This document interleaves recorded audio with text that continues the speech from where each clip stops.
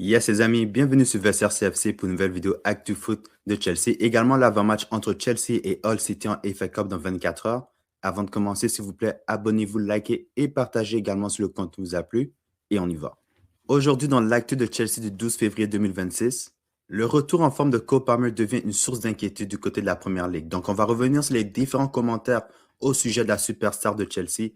Également, il y a des commentaires au sujet de Liam Delap qui a de la difficulté à s'acclimater du côté de Stamford Bridge. Donc, on va tout analyser ces commentaires et évidemment, l'avant-match également entre Hull City et Chelsea dans 24 ans en FA Cup.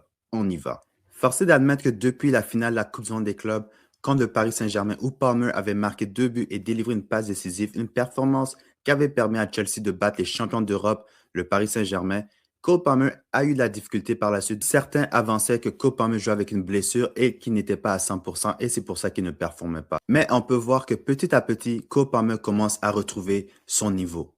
Dans ses 2 derniers matchs, Cole Palmer, il a marqué 4 buts, délivré une passe décisive. Donc, je sais que les gens vont dire qu'il a marqué 3 pénaltys, mais mis à part les pénaltys marqués, je pense qu'on voit petit à petit l'influence de Palmer dans le jeu offensif. Et moi, c'est ça vraiment qui est plus important. Et aussi, c'est vrai qu'il a raté l'occasion à la fin du match contre Leeds United.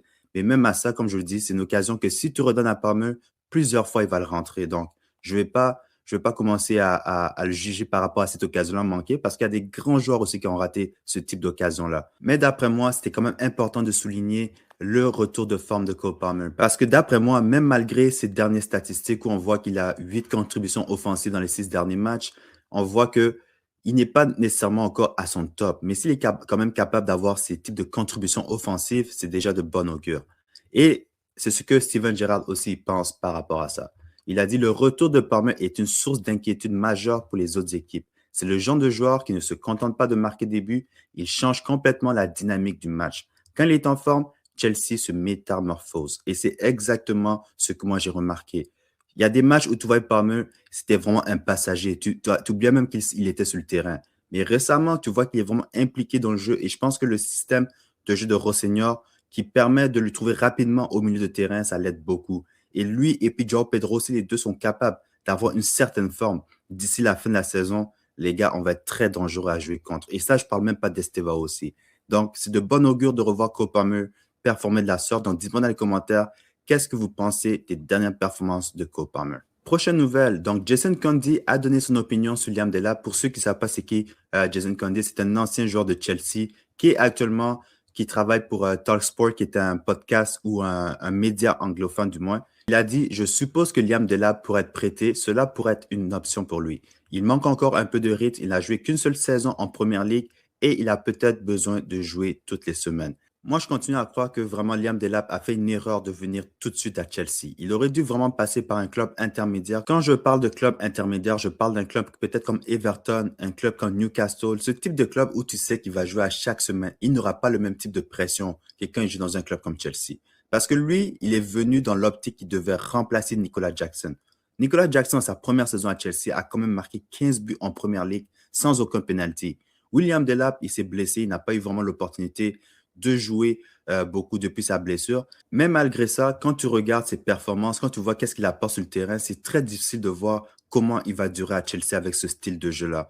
Parce que chaque occasion qu'il a pour contrôler le ballon, pour faire un tir, tu vois beaucoup de choses qui ne sont pas vraiment rassurantes. Également, l'indiscipline est un gros problème. Donc, je pense que lui, c'est un joueur qui manque de maturité. C'est un joueur qui a vraiment besoin de jouer dans un club sans pression. Et même Jamie Carragher, il pense la même chose. Il a dit, Liam Delap à Chelsea est une mauvaise décision. Estimant que le passage d'Ipswich à Chelsea est trop important, il faudrait une étape intermédiaire. C'est exactement ce que moi je pense. Pour une fois, je suis d'accord avec Jamie Carragher. Donc, dis-moi dans les commentaires, qu'est-ce que vous pensez du transfert de Liam Delap à Chelsea jusqu'à maintenant? De son côté, lui, Joao Pedro, clairement, a été un des meilleurs achats, sinon le meilleur achat de Chelsea lors du dernier mercato estival. Lui, actuellement, il a 21 contributions offensives, dont 16 buts et 5 passes décisives en toutes compétitions confondues. Donc, actuellement, Joao Pedro, avec ses performances, maintenant en Première Ligue, il est dans les meilleurs buteurs de la Première Ligue. Donc, il est à égalité avec Hugo Ekitike et Calvert-Lewin de Leeds United. Donc, c'est vraiment remarquable quand même parce que dans tous ces joueurs-là, Erling Haaland, évidemment, qui est le premier, tu as Thiago également, tu as Semenyo, mais il faut aussi penser que João Pedro, il n'a pris aucun penalty dans tout ça. Donc, s'il prenait les penalties, qu'il en a créé par exemple 3 ou 4 dans les derniers matchs, il aurait pu même facilement être à la troisième place à égalité avec Semenyo. Prochaine nouvelle, donc de son côté, lui, Nicolas Jackson, ça ne se passe pas très bien du côté de l'Allemagne. Donc, il a été laissé de côté lors du dernier match contre Leipzig et Bayern a déjà fait savoir qu'ils ne vont pas payer la clause d'achat pour rendre le contrat permanent du côté du Bayern. Donc là, il commence à avoir des équipes qui se positionnent et une des équipes, selon des médias allemands, c'est le Fenerbahçe en Turquie qui serait intéressé par Nicolas Jackson. Et ça a déjà été rapporté que son agent est déjà en négociation avec le club turc pour un éventuel transfert l'été prochain. Parce qu'on sait, Jackson, lui, ne veut pas revenir du côté de Chelsea. Beaucoup pensaient qu'avec le départ de Maresca, ça allait peut-être changer les choses. Mais non, Jackson, lui, il a déjà pris la décision. Et je pense que Chelsea aussi, ils veulent passer à autre chose. C'est dommage quand même parce que même si on critique Jackson, moi, je pense que derrière João Pedro actuellement, ça serait tellement une bonne option. Mais bon, maintenant, l'été prochain, il faut vraiment trouver une façon de solidifier notre attaque parce que je ne pense pas que Liam Delap, c'est assez. Et je pense que Emega, il peut venir. Mais est-ce que Emega va être prêt pour la première ligue la saison prochaine? Donc, dites-moi dans les commentaires, d'après vous, quelles devraient être nos options pour le poste numéro 9? Prochaine nouvelle, donc Raheem Sterling a accepté de rejoindre Fenerbahçe jusqu'à la fin de la saison. L'Anglais rejoint le club hollandais en tant qu'agent libre. Prochaine nouvelle, donc selon des médias anglophones, Chelsea négocie pour signer le défenseur central argentin Marco Senesi qui va quitter Bournemouth à la fin de la saison gratuitement. Honnêtement, ça serait une bonne option, mais je pense que Chelsea peut-être n'ont pas vu l'âge de Senesi parce qu'il a 29 ans, il s'en va sur ses 30 ans. Mais peut-être que ça serait une option pour remplacer un gars comme Tosin. On sait que Tosin a été signé aussi gratuitement. Donc, peut-être Senesi pourrait être ce genre de signature-là. Mais honnêtement, si on est capable vraiment d'avoir un joueur d'expérience comme ça dans notre équipe, donc dis-moi dans les commentaires, qu'est-ce que vous pensez d'une signature de Marco Senesi à Chelsea l'été prochain? Prochaine nouvelle, donc le rapport financier de l'UEFA est sorti récemment et on a appris que Chelsea a remporté 21,8 millions d'euros après avoir remporté la Conference League et en comparaison, Sturm Graz, qui a participé à la Ligue des Champions, a gagné 28 millions d'euros pour avoir terminé 30e. Donc, c'est incroyable quand même. Donc, on voit à quel point que la Conference League et la Ligue des Champions, c'est vraiment pas le même niveau. Donc, j'espère vraiment que Chelsea ne sera plus jamais dans cette compétition-là. Prochaine nouvelle. Donc, il y a 4 ans, jour pour jour, Chelsea était champion du monde en remportant leur match en finale contre Palmeiras. Donc, ça, c'est le jour où Chelsea a remporté officiellement tous les trophées possibles sur la scène européenne en tant que club. Et également, nous avons depuis remporté la Conference League et la Coupe du Monde des clubs, la nouvelle édition. Donc, prochaine nouvelle. Donc, à l'occasion des 16e de finale de la FA Cup, Chelsea se déplace ce vendredi soir sur la pelouse de Hull City, actuellement 4e de Championship. Liam Rossignol a annoncé en conférence de presse que Mamadou Sarr va effectuer ses grands débuts sous les couleurs des Blues. Ça sera un match important pour les Blues, mais également pour Liam Rossignol, qui était ancien joueur de Hull City. Il a été capitaine de cette équipe-là et également il a été coach pour cette équipe-là. Donc, on sait que Rossignol a annoncé que Sarr allait commencer demain, probablement contre Hull City, mais également, il y a quelques blessés du côté de Chelsea. Donc, Cucurella, on ne sait vraiment pas c'est quand il va revenir, mais ce n'est pas de bon augure actuellement. Rich James devrait être disponible demain. Il était de retour à l'entraînement. Tosin également était de retour à l'entraînement. Colwill, on ne sait toujours pas c'est quand il va revenir, mais on pense que d'ici peut-être la fin de la saison. Et Sugo, on le sait qu'il n'est pas disponible. Lavia est de retour à l'entraînement, mais ne devrait pas être disponible demain.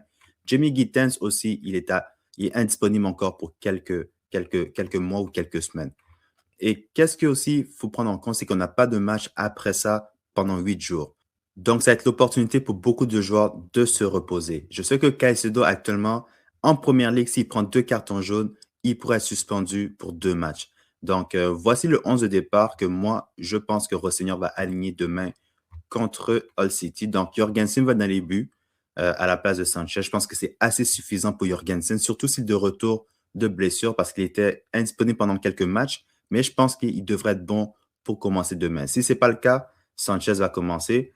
Rich James en tant que latéral droit, Fofana et Mamadou Sarr seraient ma charnière centrale demain, même si je ne serais pas surpris qu'il fasse jouer Badiashile. Parce que Badiashile, depuis quelques matchs, on ne le voit pas jouer. Donc, je pense que ça, c'est le genre de match où on pourrait peut-être le voir, mais j'espère que si on le voit, s'il te plaît, mets pas Badiashile et Mamadou Sarr ensemble parce que ça ne fait pas justice à Mamadou Sarr. Donc, je pense que la meilleure option, ça serait Fofana et Sarr, surtout que Fofana, il n'a pas joué le match au complet contre Leeds.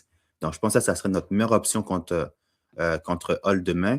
Sur le côté gauche, on n'a pas vraiment le choix d'aller avec Atto parce que Cucurella est blessé. Donc, Atto automatiquement devient notre première option en tant que latéral gauche.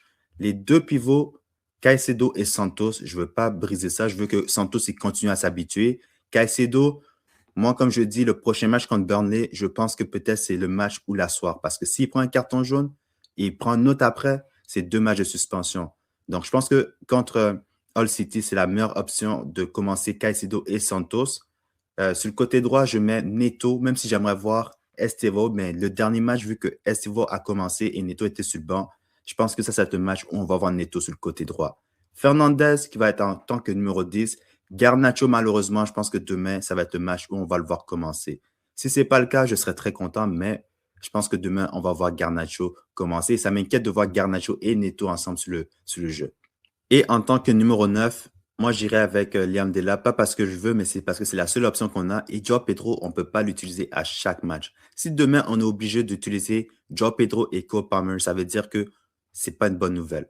Donc, je pense que demain, Liam Delap, c'est une opportunité pour lui au moins d'aller marquer des buts ou bien d'avoir un impact qui va aider l'équipe à gagner. D'après moi, c'est assez suffisant pour remporter le match. Donc, mon score de prédiction demain est une victoire de Chelsea 3-1. Donc, ils vont passer au prochain tour d'après moi. Les buteurs seront Liam Delap va marquer un but, Garnacho également. Et le troisième but, je vais le donner à Enzo Fernandez. Donc, dis-moi dans les commentaires, vous, c'est quoi votre 11 de départ? Quel changement que vous feriez? Et également votre score de prédiction. Donc, ceci conclut l'actu autour de Chelsea. Donc, dites-moi qu'est-ce que vous pensez des commentaires de Jamie Carragher sur Liam Delap par rapport au fait qu'il ne soit pas prêt pour jouer à Chelsea. Et également de Steven Gerrard qui a dit qu'actuellement, Cole Palmer est en train de retrouver sa forme et ça devient une source d'inquiétude du côté de la Première Ligue. Est-ce que vous êtes d'accord? Également, n'oubliez pas de me donner votre score de prédiction pour le match contre Hull City demain. Abonnez-vous, likez, partagez et on se retrouve dans une prochaine vidéo après le match contre Hull City.